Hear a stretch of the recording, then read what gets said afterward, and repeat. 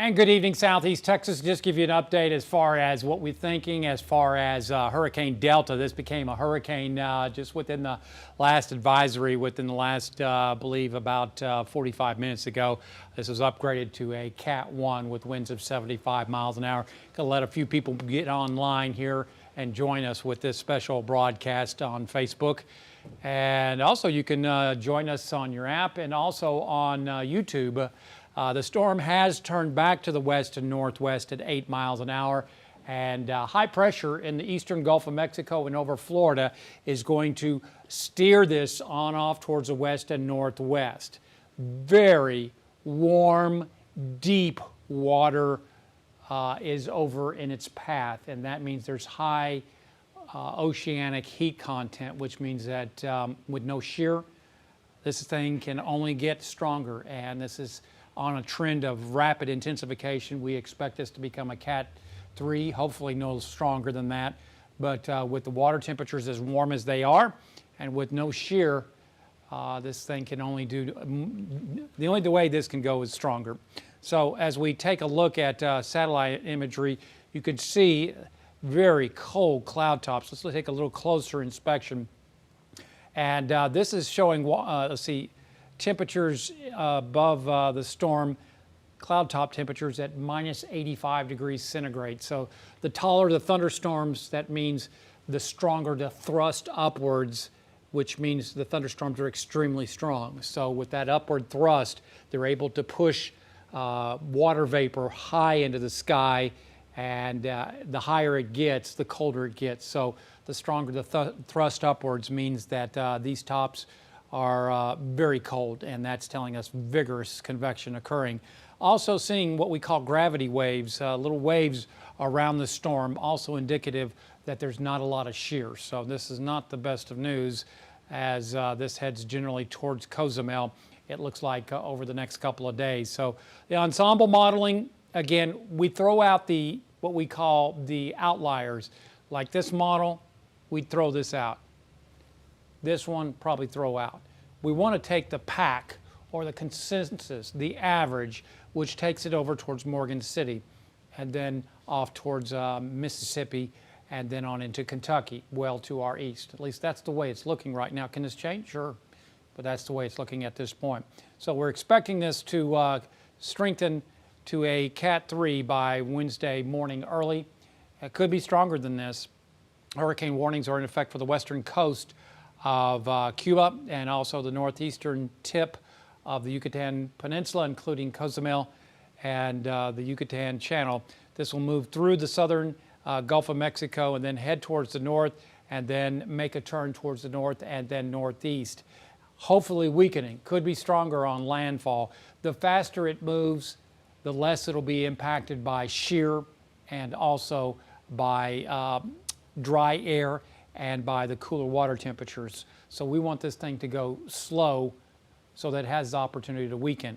Regardless, just a tiny sliver of Newton County, Orange County, and eastern Jefferson County are in the cone of uncertainty. So this looks like a pretty good consensus that this will go off to the east. And why do we think that? Well, high pressure is in the eastern Gulf of Mexico and over Florida. So that's going to be heading it on off towards the west and northwest. When it gets to the western edge of that high, then this trough of low pressure will begin to impact it.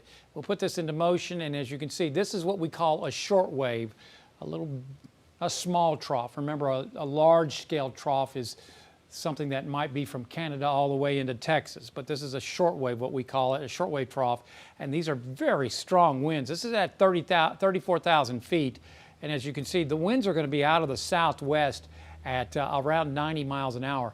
So this storm, as long as this pattern sets up, it will turn north and then to the north and east. Hopefully this shear will weaken it quite considerably before it makes landfall into Louisiana. This will be the sixth storm that has had its cone of uncertainty on the Bayou State just this season.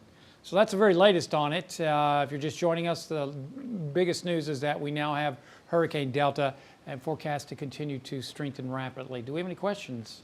Only one so far. Just asking, when will we know more for sure about this trough? I think by Wednesday afternoon, when this heads on into the Gulf of Mexico, that's what I'm thinking will be the issue. Once we get into the Gulf of Mexico, when will this turn occur? Will it occur farther west or further to the east? That's the big headache right now.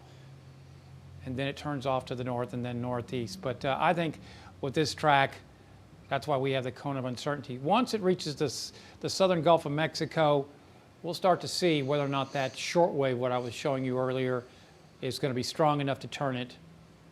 And we'll also be taking special observations from all the balloon data from a lot of the stations over towards Florida, the southern Gulf of Mexico coast. All those weather balloon sites will go up, and they'll be going up every 6 hours likely to gather more data, and they'll be sending in planes nonstop.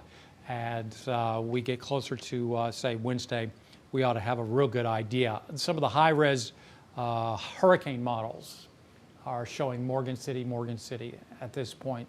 Pretty good confidence at this point. Any other questions? Let's see. Do we have a high over Southeast Texas right now? The high is more over towards the eastern Gulf of Mexico. And what's going to happen is that high is steering this on off towards the west and northwest. That's the real steering mechanism. But it's really, when we get into, say Wednesday into Thursday, this is what we are going to be looking at as far as the real driver or steering mechanism. Trough of low pressure, see the dip? So that produces a southwest flow. So that has to turn the storm off to the north and then northeast as long as that trough materializes. Any other questions? What are the odds of this shifting west more towards us? Hey, that's the nature of my game or my business that I deal with. This is it. If we don't get this short wave or this trough of low pressure, if you will, then all bets are off. But everything that I've seen, I have looked at models all day long, and they all show a trough of low pressure developing over Texas when this moves into the northern Gulf of Mexico. So GFS, the European, the ICON model, they all show a trough of low pressure in the upper levels developing over Texas. So as long as you see that, then I think we're in pretty good shape. If that does not materialize, which I think is highly unlikely, then the game is going to be different. Any others? How bad can Southeast Louisiana expect to get this? Well, it all depends on how fast the storm is going when it makes landfall. It looks like Friday afternoon or evening. If it's slow, then it would be a stronger storm, and we don't want to see that. If it's moving fast, then we want it to go fast. But if it's moving slow, if it's moving fast, then we can add the forward speed onto that. So if it's a Cat 2 and say it's moving at, say, 20 miles an hour, say it has 100 mile per hour winds, and on the right side, it would be having winds of 120, 125 mile per hour winds near Morgan City. So we want the shear. We want the colder water temperatures in the northwest Gulf of Mexico to do a number on this and hopefully weaken it as it moves into the northwest Gulf of Mexico.